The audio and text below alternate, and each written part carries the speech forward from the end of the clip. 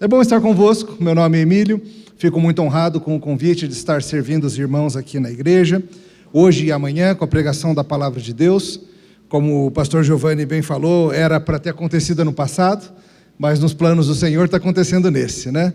Graças a Deus estamos todos já numa fase melhor, com mais liberdade, com mais abertura, e estamos justamente numa fase de pensar acerca de que negócio é esse de igreja e por que isso é importante.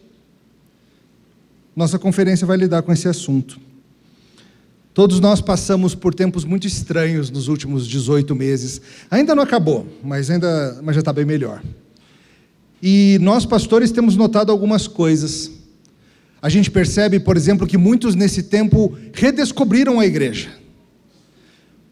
Muitos que haviam abandonado o caminho, haviam deixado a fé, não iam mais para a igreja, de repente começaram a aparecer de novo. Muitos largaram a igreja de vez. Muitos aproveitaram esse negócio de igreja fechada para se fechar para a igreja. E nunca mais foram vistos. Até trocaram de telefone, assim, para sumir de vez mesmo. Não me procure, pastor. Outros começaram a pensar, por que a gente precisa de igreja? Será que o jeito que a gente vem fazendo esse negócio de igreja é o mais sábio? Precisa mudar alguma coisa? Estamos no caminho certo? Como que anda isso tudo? Nessa conferência a gente vai ter a oportunidade de refletir sobre essas coisas.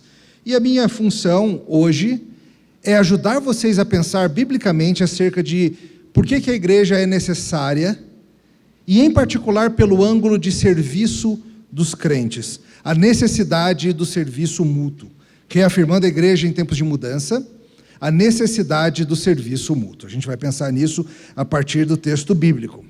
Amanhã eu volto e a gente vai olhar para o mesmo assunto da necessidade da igreja local, só que por um outro ângulo, o ângulo da adoração pública. Tá? Então hoje a gente fala de serviço mútuo, amanhã a gente fala de adoração. São dois dos muitos ângulos que a gente podia abordar, mas espero que esses dois mostrem para você que nesses tempos novos que a gente está entrando, você precisa da igreja, ela precisa de você. Peço que você abra sua Bíblia na carta de Paulo aos Filipenses, aos Efésios, já é uma carta errada, já pensou no negócio desse? Efésios 4. Esqueci de dizer que eu trago um abraço da Igreja Presbiteriana Semear, em Brasília. Trouxe até parte da Igreja Presbiteriana Semear comigo, o pessoal lá atrás. Não sabia, mas fiquei tão feliz de ver vocês aí. Igreja Presbiteriana Semear, lá em Brasília, agora a gente está de casa nova. Estamos na Asa Norte, alguns de vocês devem saber o que significa isso. É uma região lá nossa. E se você estiver em Brasília num domingo desses, vai lá adorar com a gente. Às vezes você vai lá para Brasília por alguma razão, uma manifestação, quebra-quebra, alguma coisa que você está indo lá assim, estou lá indo depredar um ministério, não sei o quê. Aí você passa lá antes, quem sabe a gente te convence a não fazê-lo, né? A não quebrar nada. Mas estamos de portas abertas, cultos de manhã, cultos de noite. Todos os irmãos são bem-vindos a nos visitar. Nosso texto hoje a ser exposto está em Efésios 4, de 7 a 12. Você vai ver que no final do 12, eu meio que vou parar uma frase no meio, né? Paulo tem umas frases gigantescas. A gente vai lidar com o assunto até o 12, o 13 para frente, fica, quem sabe, para uma outra ocasião. Mas agora eu peço a sua atenção, plena atenção, para a leitura da Santa Palavra do Senhor. Assim diz a Escritura. E a graça foi concedida a cada um de nós, segundo a proporção do dom de Cristo. Por isso diz, quando ele subiu às alturas, levou cativo o cativeiro e concedeu dons aos homens. Ora, que quer dizer subiu, senão que também havia descido até as regiões inferiores da terra? Aquele que desceu é também o mesmo que subiu acima de todos os céus, para encher todas as coisas. E ele mesmo concedeu uns para apóstolos, outros para profetas, outros para evangelistas, outros para pastores e mestres, com o objetivo ou com vistas ao aperfeiçoamento dos santos, para o desempenho do seu serviço, para a edificação do corpo de Cristo. Até aqui a Escritura, vamos orar. Senhor, nessa noite, mais uma vez clamamos, estamos com Tua Santa Palavra aberta diante de nós, cremos que ela é lâmpada para nossos pés, luz para o nosso caminho. Hoje, ao considerarmos essa carta paulina, esses poucos versículos, pedimos que o Senhor nos instrua na fé, em nome de Jesus. Amém. Esse negócio de dar e receber presente tem vários aspectos delicados. Dar presente já é uma arte, tem gente que é muito boa nisso, mas receber seus presentes também tem suas complicações. Todo mundo gosta de receber presente, eu imagino. Eu acho que, em geral, todo mundo fica feliz. E a gente quer usar o presente que a gente ganhou do nosso jeito, certo? Às vezes a gente recebe o presente e a gente quer usar no nosso jeito, no nosso ritmo, mas os outros não deixam. Não é chato? Sei lá, você ganha, por exemplo, um perfume no seu aniversário, um perfume gostoso. Aquele perfume que você sonhou por um tempão, você de vez em quando estava no shopping, parava em frente ali ao Boticário, ou seja o que for, pedia para experimentar, ficava lá cheirando papelinho e tudo, sonhando com o dia que ia ganhar o perfume, e você ganha. E aí a pessoa que te dá o perfume te encontra e fala, e aí, tá usando? E você diz, não, estou guardando. Estou guardando, estou zurando. Vocês dizem zurando aqui? Não, é isso, é assim, está guardando para outro dia. Mas eu acabei de te dar o perfume, é para você usar, criatura. E você fala, eu vou usar, quando eu quiser, não hoje. Você também faz isso, às vezes uma coisa que você quer muito e você ganha, você fica com dó de usar? Ou às vezes é o contrário. Você compra uma roupa nova e você não está nem aí, você vai usar na primeira ocasião. Seja adequado ou não, você compra uma roupa lindona, uma roupa de festa, e você fica doido por qualquer oportunidade para usar. E as pessoas ficam, isso é roupa que vem para isso aqui, cara, a roupa toda arrumada aí. É só uma reunião de trabalho. Eu não estou nem aí, eu quero usar a minha roupa do jeito que eu quero. Ou então você está lá na Páscoa, almoço de Páscoa, e você ganha aquele ovo de Páscoa maravilhoso de colher, artesanal, não sei o que de leitinho com não sei o que de Nutella VIP, e aquele negócio lá que custa R$100 o quilo, e você ganha aquele ovo. E os seus primos que estão no jantar, no almoço de Páscoa, junto os primos tudo, cada um ganhou o seu ovinho normal, diamante negro, bis, esses assim, que são gostosos também. Só que os seus primos olham para você e falam, que gostoso esse seu ovo, né, que você ganhou. Acho que a gente podia todo mundo dividir todos. Não é uma boa ideia? E você, não, esse é o meu presente, eu quero usá-lo do jeito que eu quero. E com o Dia dos Pais, com o Dia das Crianças, é muito assim. Cada um recebe o presente que vai usufruir, menos o Dia das Mães, vocês já notaram isso? Dia das Mães, muitas vezes o presente não é para a mãe, é para casa. E as mães ficam indignadas com isso, né?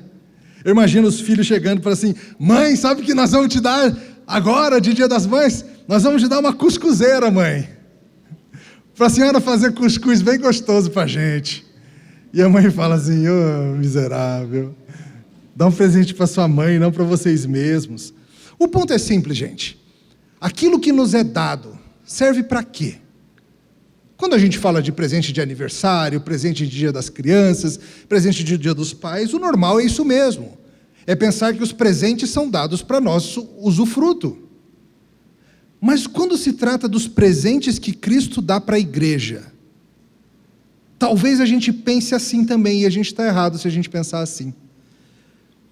Talvez você pense que no que tange aos presentes, nas capacidades espirituais que Jesus te deu, essas coisas dizem respeito a você, e ao seu bem-estar, e a sua honra, a sua glória para você. E hoje o texto bíblico vai te desafiar, vai te ajudar a perceber que os presentes que Cristo te dá, não são para você, são para que você os utilize para o bem do povo de Deus. E ao pensarmos sobre isso, a gente vai entender de uma vez por todas por que não dá para ser igreja online, por que não dá para ser igreja sozinho, por que você precisa do corpo de Cristo, de gente de carne e osso, com quem você anda nesse mundo. Hoje nós vamos ver que Jesus Cristo presenteia a sua igreja com dons para o serviço e aperfeiçoamento mútuo, e só assim a gente cresce. De novo, essa é a mensagem.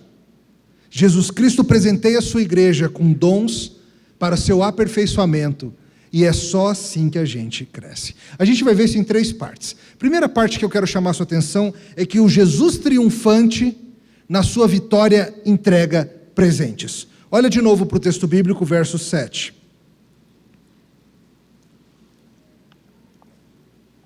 E a graça foi concedida a cada um de nós, segundo a proporção do dom de Cristo. Por isso diz: quando ele subiu às alturas, levou cativo o cativeiro e concedeu dons aos homens. Ora, que quer dizer subiu, senão que também havia descido até as regiões inferiores da terra? Aquele que desceu é também o mesmo que subiu acima de todos os céus para encher todas as coisas. Eu sei que você já leu Efésios algumas vezes. Talvez você se lembre então que Efésios é dividido em duas grandes partes, lembra disso? Capítulos 1, 2 e 3 são a seção em que Paulo explica para a gente o que é a fé, o que é a salvação que Jesus fez por nós. Depois a segunda parte fala sobre como que a gente vive, já que Jesus fez tudo isso. Então é uma parte mais explicativa, seguida de uma parte mais aplicativa, como que a gente deve viver. E aqui a gente está no inicinho dessa segunda parte, que são os capítulos 4, 5 e 6. Lá no começo, a primeira coisa que Paulo falou foi sobre a seríssima necessidade de nós vivermos em unidade. Ele falou sobre a unidade que nós temos em Deus Pai, em Deus Filho e Deus Espírito Santo. E agora ele começa a trazer um outro aspecto dessa unidade. Mais cedo na carta ele já tinha falado sobre a importância da diversidade étnica do povo de Deus. O fato de que a gente é diferente mesmo. O fato de que nesse grande povo que se chama igreja, nós temos pessoas de todos os grupos étnicos do mundo. Estão sendo chamadas pessoas de todas as tribos, línguas e nações. E agora ele fala algo que está ligado, parece, à individualidade, mas que diz respeito ao grupo como um todo. Paulo fala aqui no verso 7, que vos foi concedida uma graça, dons dados por Cristo. Primeira coisa que você precisa aprender sobre os presentes que Jesus dá para a igreja é o seguinte: os presentes são de Jesus. Os presentes vêm dele. Muitas vezes a gente não se preocupa tanto com quem deu e mais com o que recebeu. Claro, quando o seu namorado te dá um presente bonito, você fica feliz com o presente e com ele. Mas muitas vezes os pais dão presentes para as crianças e as crianças não lembram nem de agradecer, ou as visitas vêm e dão, e os pais ficam desesperados falando para a criança assim: como é que diz, menino? Como é que diz? E o menino vai lá: muito obrigado, porque está sendo ensinado. E a primeira coisa que você tem que focar hoje, meu irmão, minha irmã, é que o fato de nós recebermos dons espirituais é para que a gente volte o coração para Cristo. Nós temos graça salvífica, mas não é dessa graça que ele está falando no verso 7. Ele está falando no fato de que Jesus graciosamente resolveu dar dádivas para a igreja. Ele não tinha obrigação de fazê-lo. É mais um ato da graça dele. Quando a gente pensa na graça de Cristo, geralmente a gente pensa apenas na salvação. A salvação é pela graça, e é mesmo. Mas é mais do que isso. Os dons que a igreja recebe são dádivas de Jesus. A obra de Jesus por você, cristão, é muito mais do que te levar para o céu um dia depois que você morrer. Isso é só o final da história. A ação de Cristo em seu favor é muito maior que isso. Hoje ele está governando a igreja, hoje ele está liderando e protegendo a igreja, e hoje ele está entregando na mão da sua igreja presentes diversos para usar como ele quer. Perceba que, como Paulo indica aqui, mais à frente no verso 11, ele diz: e ele mesmo fez o quê? Ele mesmo concedeu ele concedeu dons para alguns serem isso, para outros serem aquilo, para alguns serem uma coisa ou outra. Então, uma coisa que você tem que entender acerca dos presentes é: os dons espirituais são escolhidos por Cristo, não por nós. É o próprio Cristo ressurreto e soberano que olha para a sua igreja e fala: eu vou pôr isso aqui na mão dela, eu vou pôr isso aqui na mão dele, eu vou confiar tal habilidade para tal pessoa, eu quero que o outro faça isso. É escolha dele. Por exemplo, quando a gente fala sobre o pastorado, nós na igreja presbiteriana, nós temos um muito elaborado sistema para a gente examinar uma pessoa quanto ao chamado pastorado e tudo mais. Isso é muito sério, isso é muito importante. E a gente precisa, no final das contas, entender que ninguém é feito pastor porque ele quis, no final das contas. Se alguém é feito pastor, é porque Jesus quis. Não sou eu que escolhi, e não é nem mesmo a igreja que escolheu. Foi Cristo que fez assim. e usou a igreja para reconhecer o dom que ele mesmo deu. Lembra disso? Foi Jesus quem escolheu pessoas para fazerem funções específicas dentro da igreja. E é importante você lembrar disso, porque é muito fácil a gente ficar ressentido com essas coisas. Já já a gente volta a esse assunto. Paulo nos traz aqui uma citação do Salmo 68, veja no verso 8, ele fala: porque isso diz, quando ele subiu às alturas, levou cativo o cativeiro, concedeu dons aos homens. Paulo aqui está citando o Salmo 68, 18, e é uma escolha muito interessante. Eu vou explicar para você por quê. O Salmo 68, vale a pena você pegar para ler hoje antes de dormir. Ele é um chamado, é um clamor para que Deus desça do céu e lute pelo seu povo. Ele vem, ele luta pelo seu povo, e depois de ter feito isso, Deus volta até os céus em triunfo, como um grande guerreiro que foi chamado para lutar, foi, lutou, venceu, conquistou, e volta para a sua montanha santa, cheia de glória. E agora Paulo pega essas palavras do Salmo 68, e ele nos mostra que de maneira mais bela e profunda, essa verdade maravilhosa acerca do Deus que desce à terra para lutar e vencer, embora Deus tenha feito isso várias vezes por Israel, a grande ocasião em que isso se deu, qual foi? Quando Deus desce em forma de homem, a encarnação. Quando Deus o Filho vem, vive entre nós, cheio de graça e de verdade, vive uma vida de perfeita obediência, triunfa na cruz do Calvário, ressurge ao terceiro dia e sobe em triunfo ao céu. Paulo está explicando para você que o Salmo 68, ele é acerca de Jesus vencendo. Ele é acerca de Jesus que havia descido até a terra, vencendo. E ele sobe em triunfo, levando cativos. Ele sobe em triunfo para encher todas as coisas. Ele sobe em triunfo glorioso. E essa ideia é belíssima, meus caros. Quando Jesus volta aos céus, é muito diferente da sua descida à terra. Você lembra como foi a descida à terra? Já já a gente vai cantar um monte de música de Natal, né? Está chegando a época da gente fazer isso. Eu não sei vocês aqui, lá na igreja, em outubro a gente começa. Não é só dezembro, não. Em outubro a gente começa com esse negócio de hino de Natal, cântico de Natal. A gente gosta muito disso. E a gente sempre lembra que Jesus veio humilde. Jumentinho, bichinho, manjedoura, humildade.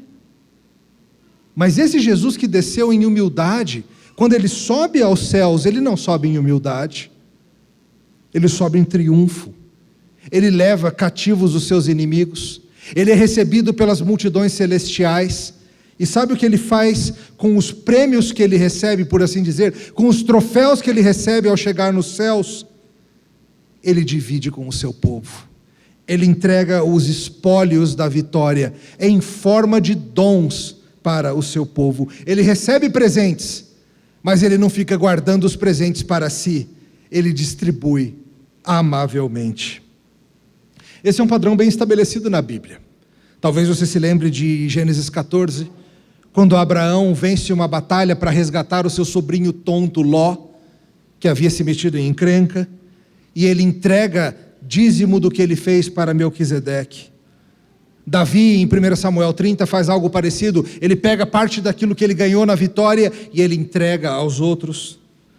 Isaías 53, texto famoso que fala sobre o servo sofredor, nos indica que Jesus, que o Senhor distribui despojos, ele recebe homens de presente e ele entrega dons aos homens de presente. Os estudiosos explicam que o Salmo 68 em geral era lido no contexto da festa de Pentecoste. E é claro, é justamente no momento de Pentecoste que Jesus nos dá o grande presente, que é o próprio Espírito Santo, que vem habitar em nós. E esses presentes vêm da mão do Senhor. Paulo está explicando que aquele que desceu em humilhação às regiões inferiores, ou seja, à terra, aquele que veio aqui ficar e andar 30 anos como um de nós, sujeito ao calor, à chuva, à seca, sujeito à humilhação, à mentira, ao descaso, sujeito a tapas na cabeça, a coroas de espinho e cruz, que esse que desceu até aqui, agora ele subiu até os céus e ele enche todas as coisas. A sua humilhação resultou na sua glorificação, e ele recebeu um monte de dádivas por isso. O que ele faz com essas dádivas? Guarda para ele? Que nem você com o chocolate gostoso que você ganhou e fica escondendo? Aquele que você guarda no armário atrás de um monte de casaco ou qualquer coisa assim? Aquela blusa que você ganhou e que você fala, essa eu não vou emprestar para minha irmã. De jeito nenhum. O Senhor Jesus distribui livremente para o seu povo as dádivas que ele recebe. Esse é o nosso primeiro ponto. Que maravilhoso Salvador nós temos. Tendo direito a tudo, ele reparte com sua amada igreja. Aliás, faz sentido, não faz? Porque se esse casamento entre Cristo e a igreja é com comunhão universal de bens, por assim dizer, tudo que ele conquista, ele nos entrega. Ele aguentou a ira dos homens e a ira de Deus. E ele que se doou por nós, continua se doando por nós. O Senhor Jesus segue nos entregando com sua graça. Essa é a primeira coisa que a gente precisava ver. O fato de que Cristo segue, ainda hoje, fazendo bem para a igreja, por meio de nos entregar de si mesmo, por meio de nos entregar essas dádivas, esses dons espirituais. A segunda verdade que a gente precisa ver nessa noite é que há uma diversidade desses dons. E isso é por plano do próprio Jesus. Olha o verso 11 novamente. E ele mesmo concedeu uns para apóstolos, outros para profetas, outros para evangelistas e outros para pastores e mestres. Você notou que Paulo traz aqui alguns dons? Eu sei que esse é um assunto que traz muita confusão para muita gente, há muita especulação e tudo mais. Nessa carta, Paulo menciona alguns dons. Veja algumas das formas que Jesus vem cuidando da igreja. Sobre essa diversidade, eu sigo aqui o que ensina o grande John Stott e outros pensadores também. Você já deve ter notado que a Bíblia traz diversas listas de dons, na verdade? Essa aqui é somente uma delas. Você já percebeu que nenhuma delas é igual? Sempre tem mudança, não tem? Se você juntar, tentar fazer uma compilação das listas diversas, alguns se repetem, outros não, você vai chegar a algo mais ou menos como 20 dons diferentes. A maioria deles não diz respeito a coisas impressionantes e milagrosas, como curas ou coisas assim, mas a simples atividades cotidianas como ser hospitaleiro, exercer misericórdia e coisas assim. E o ponto, diz John Stott, é que Paulo não está preocupado em ser exaustivo. Nenhuma dessas listas que ele dá é uma tentativa de exaurir todos os tipos de presente que Jesus dá para a sua igreja. E tampouco ele está preocupado em ensinar como essas coisas funcionam completamente. Provavelmente toda a lista junta dessas capacidades diversas nem exaure, nem esgota todas as capacidades que Jesus nos dá. O foco dele não é esse. O foco dele é mostrar para a gente que Jesus está cuidando da igreja por meio de ter uma diversidade de dons para o funcionamento do corpo. Que a gente entenda que as qualidades diferentes distribuídas entre nós são o plano de Jesus. Um plano gracioso, feito do jeito que ele quis fazer. Presta atenção. Jesus Cristo equipa os crentes do jeito que ele quer e de formas diferentes. Sempre que a gente fala dessa questão de dons, tem pelo menos 2 perigos que são constantes. Um autor chamado William Hendrickson desenvolve isso muito bem. Um dos problemas é o seguinte: alguns de nós recebem da mão de Jesus algo muito vistoso, muito grande, muito especial aos olhos das pessoas. Isso acontece muito com pessoas que recebem dons que levam à visibilidade pública. Por exemplo, os que são chamados para pregar publicamente, afinal, tem só uma pessoa aqui em pé, né?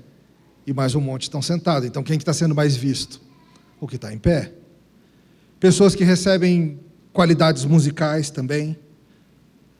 E o grande risco de você que recebe um grande presente, ou um presente mais vistoso, por assim dizer, qual que é o grande perigo? Que você esqueça que foi um presente, para começar. E que você esqueça que não foi um presente dado para a sua glória, mas para a glória daquele que deu o presente. E é por isso que a gente vê tantas e tantas vezes, justamente entre pastores ou entre músicos, que essas pessoas começam a ficar soberbas, orgulhosas, começam a se achar imprescindíveis. A pessoa esquece que foi um presente dado da mão de Deus e fica meio besta. Começa a achar assim, uau, eu sou muito bom mesmo, né? Eu sou um ótimo professor, eu sou um ótimo pregador, eu sou um ótimo músico, uau, essa igreja tem muita sorte de me ter nela.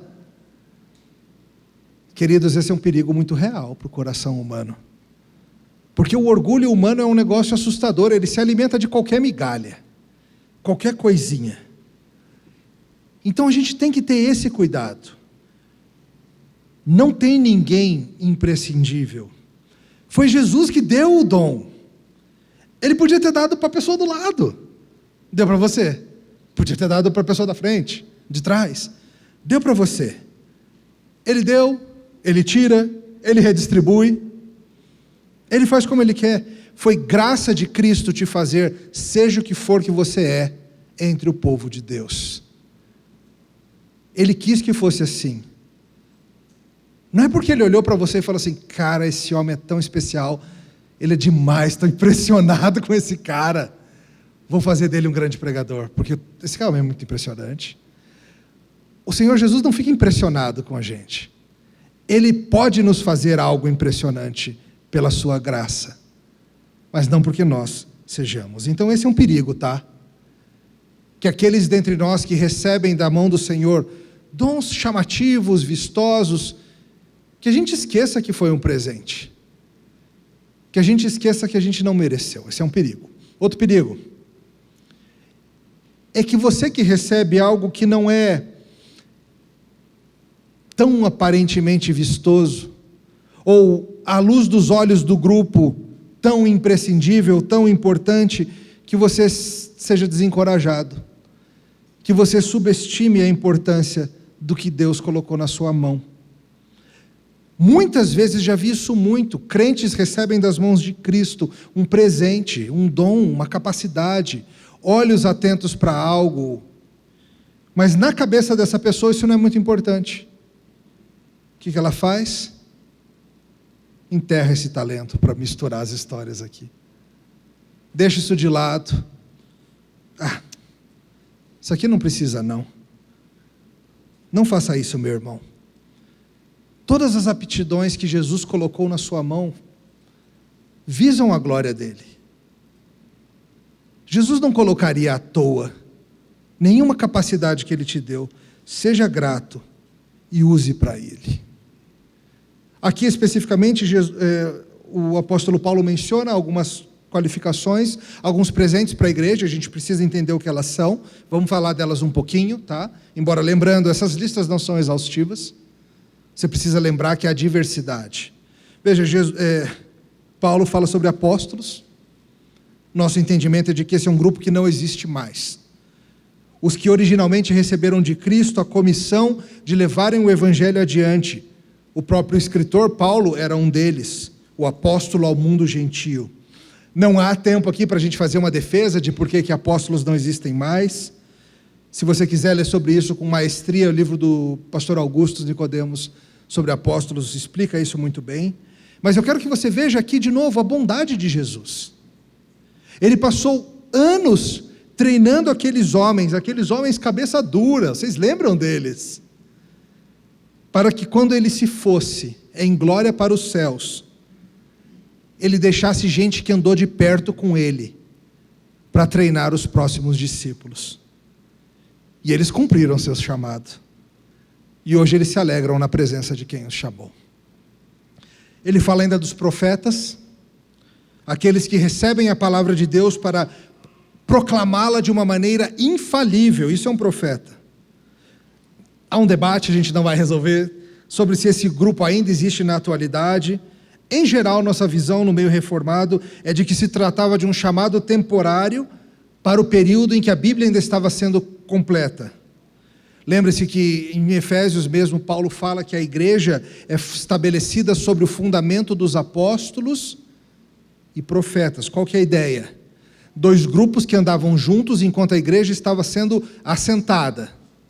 Agora que a igreja já está crescendo, essa base não existe mais, apóstolos e profetas. Ele fala ainda em evangelistas. É outro que se discute se ainda existe hoje ou não. A Bíblia menciona alguns que são chamados assim. Filipe é chamado assim em Atos 21, em Atos 8. Timóteo parece ser chamado assim em 2 Timóteo 4. E parece nos indicar homens que agiam como missionários, levando adiante o evangelho, mas que não eram nem profetas nem apóstolos. Talvez auxiliassem os apóstolos, algo assim. Entenda, ele não está falando de mero evangelismo, porque evangelismo é uma tarefa de todo crente. Talvez ele esteja dizendo que há algumas pessoas que recebem do Senhor Jesus uma capacidade especial, uma facilidade maior para essa obra de evangelizar. Talvez você já tenha conhecido alguém assim que parece que consegue transformar qualquer conversa em uma conversa evangelística. É um negócio assim impressionante. Hoje na Igreja Presbiteriana do Brasil nós temos um grupo a quem chamamos de evangelistas. Geralmente são aqueles que estão fazendo um trabalho pioneiro em algum lugar. E por fim, Paulo menciona pastores e mestres. Um grupo dedicado a exortar e a ensinar. A forma gramatical parece sugerir que não há distinção entre as coisas, são os pastores e mestres, é um grupo de pessoas que faz esse tipo de coisa. Embora alguns, como Calvino, sugiram ser dois grupos. A gente não precisa resolver essa questão, porque pastoreio e ensino envolvem qualidades semelhantes.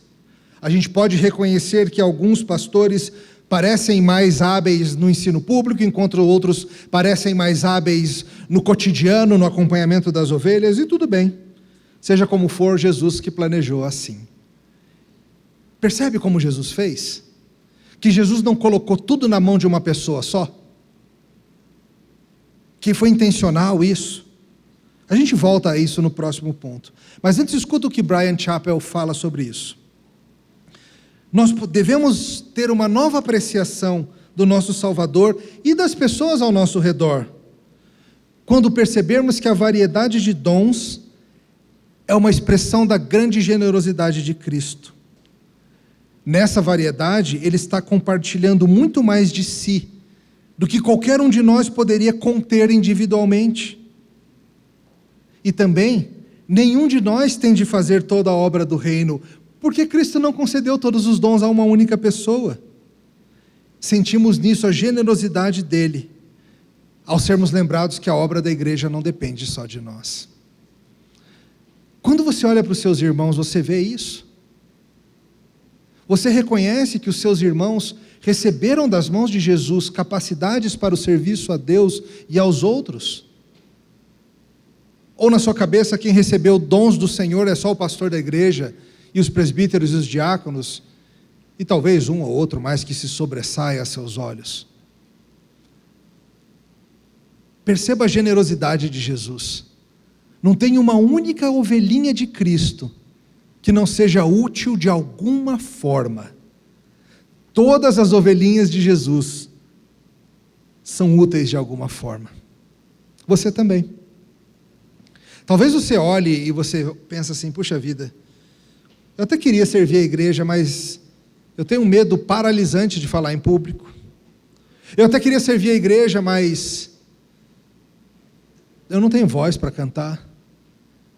Eu até queria servir a igreja, mas eu tenho uma vergonha de falar com um visitante e de receber as pessoas. Eu até queria servir a igreja, mas receber as pessoas em casa é tão difícil. Eu até queria servir a igreja, mas eu não tenho jeito com criança. Eu até queria servir a igreja mais. Perceba, meu irmão. Talvez você olhe para o que você queria ser e não para o que Cristo te fez ser. E comece a perceber que você tem espaço nesse reino, sim. Que há uma santa diversidade, e é belo que seja assim. Usando a metáfora do corpo, que a Bíblia usa em outras partes, alguns são orelha, alguns são mão, alguns são pé, e glória a Deus por isso. E a orelha não pode dizer para a mão, não preciso de você, e a mão não pode dizer para o joelho, não preciso de você, porque um corpo bem ajustado precisa estar com todas as partes funcionando bem. Você consegue perceber, à luz disso, que um crente que acha que anda bem sozinho, sem igreja, está em apuros? Que a ideia que se espalhou e cresceu durante esse tempo de pandemia, de que é possível seguir a Jesus simplesmente ficando em casa e acompanhando sermões pela internet, ela não funciona? Que nenhum de vocês foi feito para andar sozinho com Jesus? Com esse gancho a gente vai para o nosso último ponto. Os dons visam o aperfeiçoamento dos santos. Olha de novo o verso 12. Com vistas ao aperfeiçoamento dos santos, para o desempenho do seu serviço, para a edificação ou para o crescimento do corpo de Cristo. E veja, é um triplo para, né? Para aperfeiçoar as pessoas. Aperfeiçoar para quê? Para que elas sirvam. E sirvam por quê? E para quê? Para que no serviço o corpo inteiro cresça. Para que tudo isso? Para que Jesus chama as pessoas e dá presentes para as pessoas? Por que Jesus faz desse jeito? Qual que é o grande objetivo de tudo isso? O crescimento do povo de Deus. Se você depois continuar lendo, você vai ver qual é a medida desse crescimento, que a gente fica parecido com o próprio Jesus. Mas esse é o grande objetivo de Jesus dar dons para a gente. Para que a gente faça a nossa parte. E juntos, cada um fazendo a sua parte, o corpo todo seja fortalecido. Entenda, quando Jesus coloca na sua mão algum presente, alguma dádiva, algum dom, não é acerca de você. Não é acerca de você ser especial, de você ser fera. Não é para que você coloque o seu valor nisso, como muitos fazem. A utilidade do dom que te foi dado está no serviço do outro.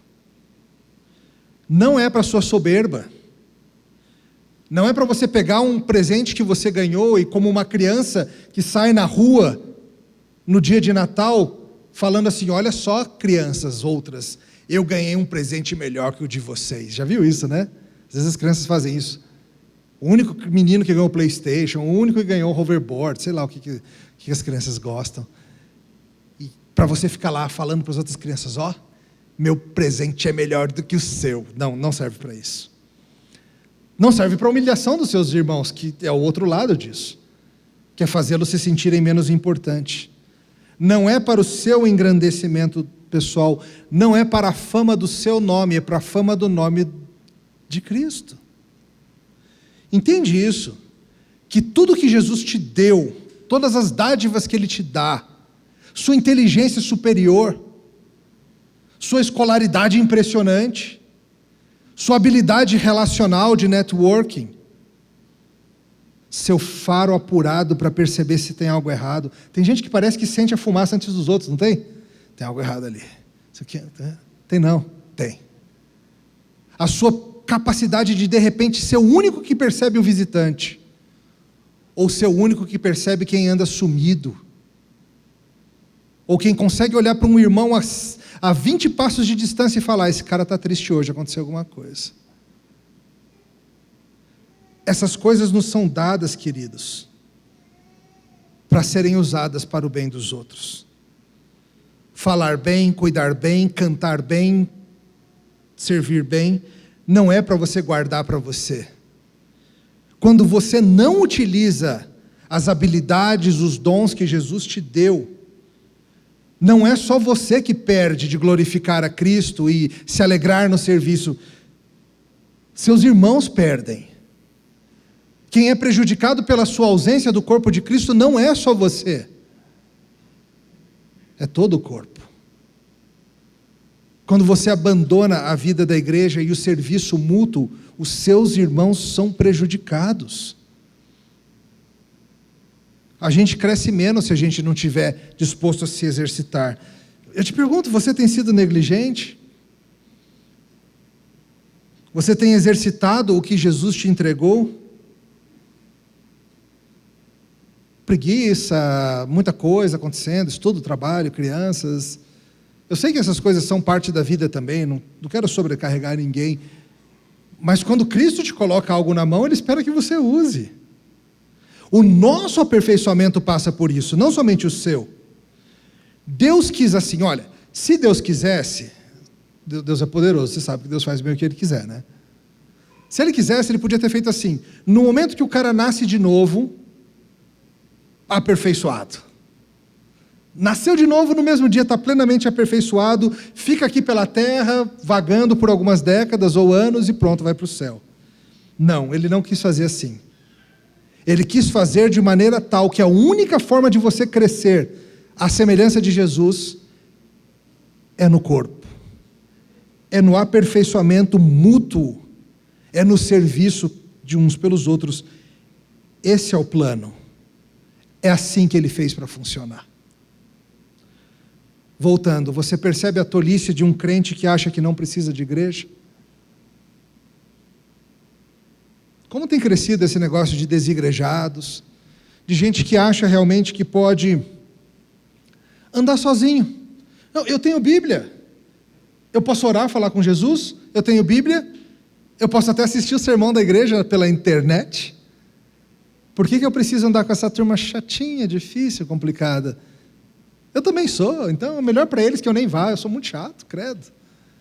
Sou difícil. Mas você percebe, à luz de Efésios 4, que isso significa que você não vai crescer? Porque a sua edificação depende das ferramentas que os outros têm. As que você tem são para que eles cresçam.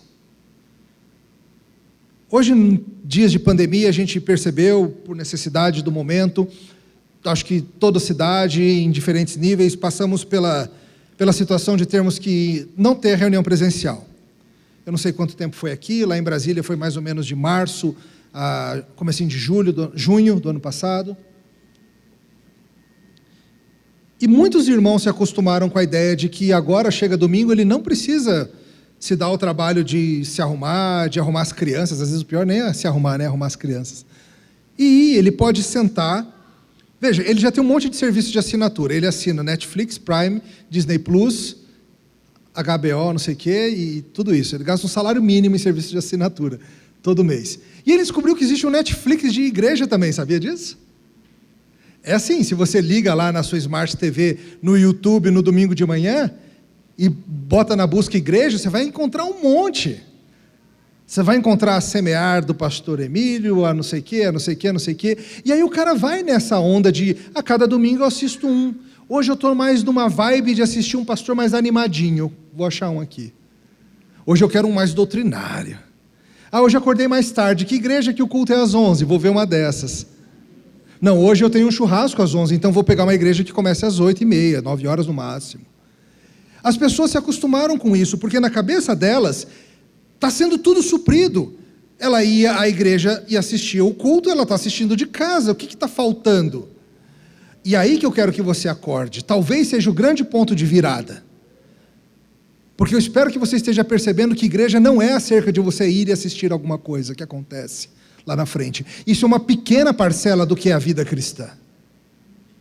Igreja não é simplesmente o ambiente de comunicação de verdades bíblicas para a sua mente. É o lugar onde seus hábitos são formados. É o lugar onde você exercita os seus dons e é onde você é edificado pelos dons dos seus irmãos. E não tem como isso acontecer com você no sofá da sua casa.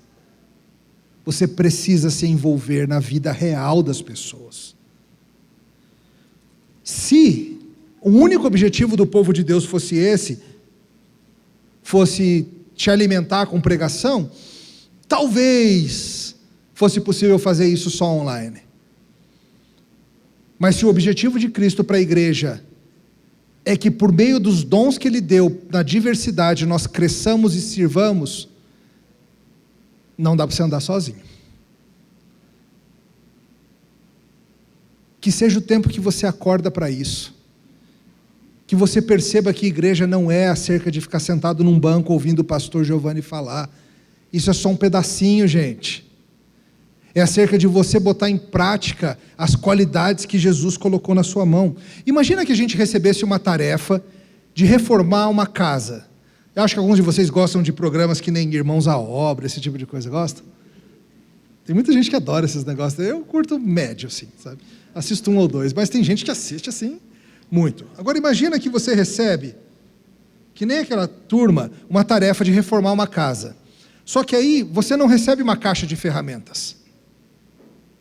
Aquela turma precisa, né? Tem muitos homens que curtem uma caixa de ferramenta bem montada, cheia de coisa. Agora imagina que Jesus fala assim, tem uma casa para reformar, vocês vão reformar, para você eu entrego o martelo, para você a chave de fenda, para você um serrote, para você uma serra de mesa, para você o saco de pregos, para você o saco de parafusos, para você a chave de boca, e ele distribui as ferramentas entre as pessoas.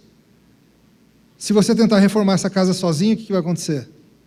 Martelo é útil, mas não é serrote. Serrote é útil, mas não é martelo.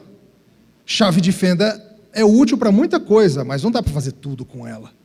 Furadeira, etc, etc. É isso que eu estou dizendo, gente.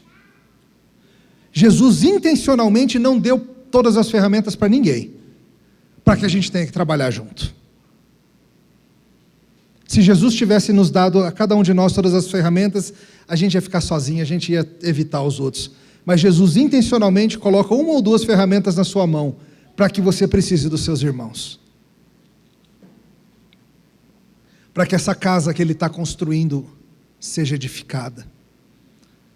Para que essa edificação santa chamada igreja cresça vistosamente com a obra de todos os santos. Ah, cresço eu aqui e pronto. Sabe uma coisa estranha do nosso tempo ocidental, por causa dessa realidade que a gente vive? Eu não vou pedir para vocês levantarem a mão, tá? Porque vocês vão responder errado e vocês vão ficar com vergonha. Eu não estou aqui para envergonhar vocês. Mas geralmente quando a gente pergunta para o crente contemporâneo qual é a principal ocasião para o crescimento espiritual do crente, em geral as pessoas respondem: a minha hora devocional. Meu momento devocional em que eu fecho a porta do quarto, eu e Deus, eu, minha Bíblia e Deus, eu, minha Bíblia e talvez minha esposa, meu marido. Esse é o momento do crescimento do crente, a devocional.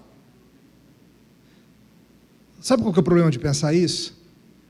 É que ao dizer isso, você está sugerindo, sem saber, que por 3/4 da história da igreja cristã, as pessoas não tinham como crescer na fé. Porque antes de 1500, querido, ninguém tinha Bíblia. Ninguém tinha como fazer devocional no quarto. Simplesmente não tinha. É só depois de Gutenberg e tudo que vem aí que as pessoas começam a ter a possibilidade de ter Bíblias. Elas podiam decorar os 10 mandamentos, decorar alguma coisa do Sermão do Monte, alguns salmos, mas elas não tinham como chegar, abrir uma Bíblia ou um app da Bíblia, muito menos, né? E falar assim: hoje eu vou fazer minha leitura em João, hoje eu vou em Esther, hoje um salminho para acalmar o coração, hoje um provérbio para me fortalecer a sabedoria. Não tinha como. Onde que o crescimento espiritual do povo de Deus sempre se deu? No secreto do quarto? No grupo da igreja. Sempre foi em conjunto, sempre foi andando juntos, sempre foi no serviço mútuo. É um subproduto do nosso tempo com mais tecnologia, que a gente começou a achar que dava para andar sozinho. Nunca que um crente dos primeiros 1500 anos de igreja acharia que dá para andar sozinho. Nem Bíblia ele tinha. Mas agora que a gente tem tanta facilidade, a gente tem... Cada um de vocês deve ter umas 5, 6 Bíblias facilmente. Mais internet, mais transmissão de sermão, mais aplicativo de leitura bíblica, mais isso, mais aquilo. Fica meio plausível a ideia de que você pode andar sozinho por aí. Não se engane, você não pode. Você precisa do contexto. Geralmente essas pessoas que falam por aí: eu ando melhor sem igreja, só eu e Jesus. Eu não estou aqui querendo minimizar as feridas que muitos sofreram em igrejas, eu sei que isso é real. Mas geralmente a pessoa que diz: eu ando melhor, só eu e Jesus, quando você vai ver, ela não está andando bem coisa nenhuma. No mínimo está muito atrasada em relação ao que poderia estar. Nós temos diáconos que nos ajudam e nos servem, que não somente cuidam da obra de misericórdia, mas que nos incentivam e nos treinam a fazê-la. Nós temos presbíteros que homens experimentados que nos ajudam a andar com sabedoria. Nós temos pastores que nos ensinam a palavra de Deus. Nós temos toda sorte de capacidades. Lembra o que eu falei mais cedo? Às vezes Deus te deu olhos para notar pessoas. Se vocês ficarem esperando que o pastor seja quem está notando todos os visitantes e quem está meio sumidão, as pessoas vão escorrer pelo cano. Mas se vocês que têm olhos para ver, perceberem e amorosamente forem atrás e notarem o visitante, isso vai acontecer melhor. Se vocês forem esperar que um pastor e um punhado de presbíteros notem e ajudem em todos os problemas que casais, que famílias, que pessoas estão passando, não vai andar bem. Mas se vocês que têm sabedoria se propuserem a ajudar em aconselhamento, em apoio, vai. Se vocês forem esperar que os outros contribuam para que a igreja possa fazer os seus projetos, e Deus colocou mais recursos na sua mão, seja de tempo, seja de dinheiro, seja de cursos ou possibilidades, se você esperar os outros fazerem, foi na sua mão que Deus colocou. Quando a gente serve melhor, nós somos servidos melhor. Quando nós incentivamos os outros por meio do nosso serviço, os outros se animam cada vez mais e nos servem também. É um círculo virtuoso. Perceba algo sensacional e belo, queridos. Todos nós recebemos dons, para que todos nós sejamos beneficiados. Porque é assim que a gente imita Jesus. Tudo que ele recebeu, ele doou para a gente. E nós também. Se o próprio Cristo recebe presentes e dá para a gente, em vez de guardar para si, por que a gente vai guardar para a gente mesmo aquilo que ele nos deu? Cristo tem sido generoso. Cristo não deixa a sua igreja sem o que ela precisa para seguir. Ele dá livremente. Porque o grande objetivo dele é fazer com que seu corpo cresça em maturidade. E para isso nós precisamos que todos vocês se envolvam. Se um de vocês não se envolver nesse serviço, todos nós sofreremos um pouco. Há muito o que fazer, há muito o que aprender, há muito o que exercer. E você precisa do grupo para isso. Você precisa ser igreja. Você precisa ser parte de um grupo que se conhece, que está em aliança e que nota e serve uns aos outros. E aí, vamos? Em honra a Ele? Aleluia. Senhor, nós te louvamos por Cristo e suas dádivas para seu povo. Nós te louvamos porque Ele dá livremente. E nós somos gratos porque a tua igreja tem recebido tudo o que precisa para andar bem. Nós reconhecemos isso. Ao mesmo tempo, reconhecemos que por vezes somos negligentes com o que é colocado em nossas mãos, que não te servimos bem por inúmeras razões, e pedimos que o Senhor nos ajude a sermos sábios e diligentes no emprego dos dons e talentos que foram dados a nós. Ajuda-nos, Senhor, a perceber a necessidade que temos uns dos outros, para a glória do teu nome. Amém.